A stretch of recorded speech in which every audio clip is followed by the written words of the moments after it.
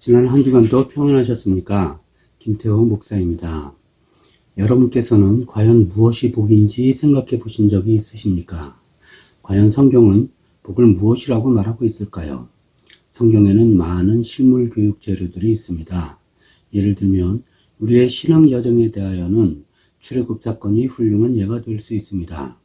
우리의 육과 영 사이의 관계에 대하여는 아담의 타락 사건이 훌륭한 예가 될 수 있습니다. 또한 어떠한 자세로 신앙생활을 해야 하는지에 대하여는 죽음을 보지 않고 하늘로 올라간 에녹 사건이 멋진 실물 교육의 재료입니다. 그리고 성경이 말하는 복은 바리새인과 세리가 훌륭한 실물 교육의 예가 될 수 있습니다.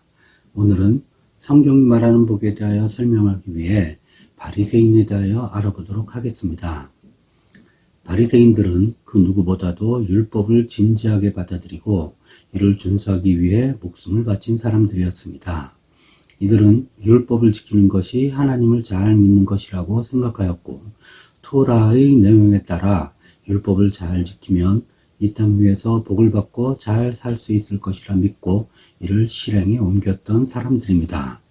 우리가 너무나도 잘 알고 있는 신명기 28장의 말씀을 보면 율법을 잘 지키는 자들이 받는 복에 대하여 설명하고 있습니다. 다음 말씀을 보시기 바랍니다. 내가 내 하나님 여호와의 말씀을 청종하면 이 모든 복이 내게 임하여 내게 이르리니 성읍에서도 복을 받고 들에서도 복을 받을 것이며 내 떡 광주리와 떡 반죽 그릇이 복을 받을 것이며 내가 들어와도 복을 받고 나가도 복을 받을 것이라. 적군들을 내 앞에서 패하게 하시리라. 그들이 한 길로 너를 치러 들어왔으나 내 앞에서 7길로 도망하리라. 내 손으로 하는 모든 일에 복을 주시리니 내가 많은 민족에게 꾸어질지라도 너는 꾸지 아니할 것이요 여호와께서 너의 머리가 되고 꼬리가 되지 않게 하시며 내가 오늘 너희에게 명령하는 그 말씀을 떠나 좌로나 우로나 치우치지 아니하고 다른 신을 따라 섬기지 아니하면 이와 같으리라. 신명기 28장 12절에서 14절 말씀이었습니다. 이 말씀은 매우 유명한 말씀으로 많은 대표 기도하는 분들의 불멸의 기도 제목입니다. 그리고 성경 말씀에 따르면 하나님의 모든 명령을 지켜 행하면 이 모든 복이 우리에게 임하게 된다라고 말씀하고 있는 것입니다. 이 말씀의 약속을 붙잡고 그러한 복된 삶을 살기로 결심한 사람들이 바로 바리새인들이었습니다. 그랬기 때문에 그들은 철저하게 율법을 지켰던 것입니다. 그러니 바리새인들은 부자가 되는 것은 하나님의 축복이고 이는 자신들이 율법을 잘 지켰기 때문에 받는 당연한 보답으로 생각하였던 것입니다. 그렇다면 모든 것이 아름답고 천국과 같은 삶을 살아야 할 것 같은데 오히려 부작용이 나타나게 됩니다. 이들이 이러한 복을 받아 모든 사람들이 우러러보는 위치에 올라가면 자신의 신앙이 입증되었으니 모든 사람과 하나님 앞에 당당해질 수 있겠지만 반대로 그들이 부하게 되지 못한다면 이는 자신이 율법을 잘 지키지 못한 것이 되고 스스로 무덤을 판 격이 되는 것입니다.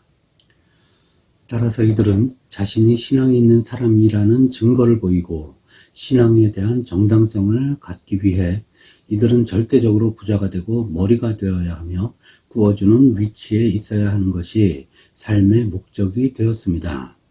이는 예나 지금이나 다를 바가 하나도 없습니다. 많은 사람들이 이를 위해 신앙생활을 합니다. 이름만 말하면 모두 알 수 있는 매우 유명한 어느 미국 교회의 목사님은 하나님의 이름으로 이 땅 위에서 우리가 복받고 우리가 바라는 바를 이루면서 사는 비결을 가르치니까 그러한 가르침을 받기 위해 모여드는 교인들로 인하여 교회가 미어 터지게 되었습니다. 그래서 그 교회에 들어가 예배를 드리려면 돈을 주고 티켓을 사야 한다고 합니다. 신명기 28장의 복을 받기 위해 목숨을 다해 율법을 지키는 바리새인들과 복을 받는 비결을 배우기 위해 티켓을 사서 예배에 참석하는 교인들 사이에 어떤 차이가 있는지 여러분께서 한번 생각해 보시기 바랍니다. 이러한 신앙은 바리새인들이 가지고 있는 신앙과 조금도 다를 바가 없는 것입니다. 그리고 더욱더 무서운 일은 바리새인과 같은 사람들은 자신이 율법을 지켰기 때문에 스스로 의롭다고 생각하게 되는 것입니다. 그러니 자타가 공인하는 의롭지 못한 세리나 창기와 같은 사람들을 보고 비웃게 되는 것입니다. 마태복음 23장은 예수님께서 서기관과 바리새인들을 꾸짖는 말씀드립니다. 예수님께서는 바리새인들에게 독사의 새끼, 회칠한 무덤이라고 저주를 퍼부으셨습니다. 그리고 이들은 천국에 들어갈 수 없다고 단언하여 말씀하셨습니다. 다음 말씀을 보시기 바랍니다. 화 있을진저 외식하는 서기관들과 바리새인들이여 잔과 대접의 겉은 깨끗이 하되 그 안에는 탐욕과 방탕으로 가득하게 하는도다. 눈먼 바리새인이여 너는 먼저 안을 깨끗이 하라. 그리하면 겉도 깨끗하리라. 화 있을진저 외식하는 서기관들과 바리새인들이여 회칠한 무덤 같으니 겉으로는 아름답게 보이나 그 안에는 죽은 사람의 뼈와 모든 더러운 것이 가득하도다. 이와 같이 너희도 겉으로는 사람에게 옳게 보이되 안으로는 외식과 불법이 가득하도다. 뱀들아 독사의 새끼들아 너희가 어떻게 지옥의 판결을 피하겠느냐. 그렇다면 율법을 잘 지키고 이 땅 위에서 잘 되는 복을 받기 원하는 것이 잘못된 것일까요? 나와 내 자녀들이 잘 되는 것을 바라서는 안 되는 것이란 말인가요? 여러분, 이것이 우리 모두가 신앙생활을 하면서 가지고 있는 딜레마입니다. 이 문제를 해결하기 위해서는 우리의 관점을 바꿔야 합니다. 우리가 육체의 눈만을 가지고 있어서는 이 문제를 풀어나갈 수 없습니다. 육체의 눈만 가지고 있으면 우리는 흑백 논리에 갇혀버리게 됩니다. 그리고 육체의 눈만으로는 성경이 원하는 것이 무엇인지 알 수 없습니다. 왜냐하면 하나님은 영이시고 성경은 영적인 책이기 때문입니다. 성경이 말하는 복은 영적인 개념입니다. 다음 말씀을 보시기 바랍니다. 심령이 가난한 자는 복이 있나니 천국이 그들의 것이며 애통해하는 자는 복이 있나니 그들이 위로를 받을 것이며 온유한 자는 복이 있나니 그들이 땅을 기업으로 받을 것이며 의에 줄이고 목마른 자는 복이 있나니 그들이 배부를 것이며 긍휼히 여기는 자는 복이 있나니 그들이 긍휼히 여김을 받을 것이며 마음이 청결한 자는 복이 있나니 그들이 하나님을 볼 것이며 화평케 하는 자는 복이 있나니 그들이 하나님의 아들이라 일컬음을 받을 것이며 의를 위하여 박해를 받는 자는 복이 있나니 천국이 그들의 것임이라. 이는 이른바 팔복입니다. 결론적으로 말씀드린다면 하늘의 복이란 우리의 심령이 깨어나서 영적으로 사는 삶을 말하는 것입니다. 예수님의 이러한 복이 나의 삶 가운데 임하게 되면 우리는 신명기 28장의 복을 다르게 해석할 수 있습니다. 신명기 28장의 복에 대한 해답은 이스라엘 백성을 광야를 통과시키면서 이미 주셨습니다. 다만 예수님께서 오시기까지 해석을 할 수 없었을 뿐입니다. 우리가 선해질 수 없는 이유에 대하여 말씀드릴 때 인간만이 영과 육을 함께 가지고 있는 유일한 피조물이라고 말씀드렸습니다. 육만을 가지고 있는 짐승들은 원하는 것이 자신의 배가 부르고 위험 없이 편안하게 잘 수 있는 잠자리가 있으면 그것으로 만족하면서 살 수 있습니다. 이것이 바로 육체가 원하는 것입니다. 그런데 영을 함께 가지고 있는 사람들은 육체만으로는 만족할 수 없습니다. 영을 함께 가지고 있는 우리의 마음 한가운데에는 블랙홀과 같아서 그 무엇으로도 채워도 채워지지 않는 작은 구멍이 있습니다. 사람들은 이 구멍을 채우고 싶은 욕구가 너무나 커서 온갖 수단과 방법을 가리지 않습니다. 어떤 사람은 돈으로 채우려 하지만 아무리 많은 돈으로 채워도 채워지지 않습니다.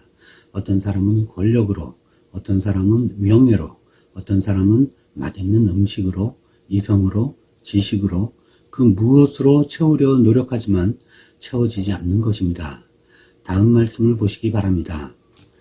전도자가 이르되 헛되고 헛되며 헛되고 헛되니 모든 것이 헛되도다. 해 아래에서 수고하는 모든 수고가 사람에게 무엇이 유익한가? 한 세대는 가고 한 세대는 오되 땅은 영원히 있도다. 모든 강물은 다 바다로 흐르되 바다를 채우지 못하며 눈은 보아도 족함이 없고 귀는 들어도 가득 차지 아니하도다. 이미 있던 것이 후에 다시 있겠고 이미 한 일을 후에 다시 할지라. 해 아래에는 새 것이 없나니. 전도서 1장 2절에서 9절 말씀입니다. 이와 같이 세상 사람들이 생각하는 복으로는 신명기 28장의 복을 만족스럽게 채울 수 없습니다. 이를 알 수 있는 이유는 이 모든 것으로 채우려고 시도해 보았던 가장 부자였고 가장 지혜로웠으며 처첩을 1000명이나 가져본 솔로몬이 이미 모든 노력과 수고가 강물로 바다를 채울 수 없는 것과 같이 헛되다고 말하고 있기 때문입니다.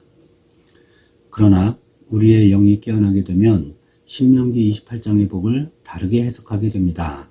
단지 우리의 떡반죽 그릇에 풍성한 금보화가 가득 차는 것이 복이 아니라 광야에서 40년 동안 히브리 노예들과 함께 동고동락하면서 그들에게 필요한 하늘의 신령한 음식과 반석에서 솟아나는 생수를 공급하시면서 그들과 항상 함께 하셨던 임마누엘이신 예수 그리스도, 바로 그분이 우리의 복이라는 사실을 깨닫게 되는 것입니다. 지금 우리나라는 바이러스로 인하여 온 나라가 떠들썩한 가운데 있습니다. 부디 건강에 주의하시면서 또한 임마누엘이신 예수님과 함께 동행하시면서 평안한 가운데 한 주간 보내시기를 축복합니다. 샬롬.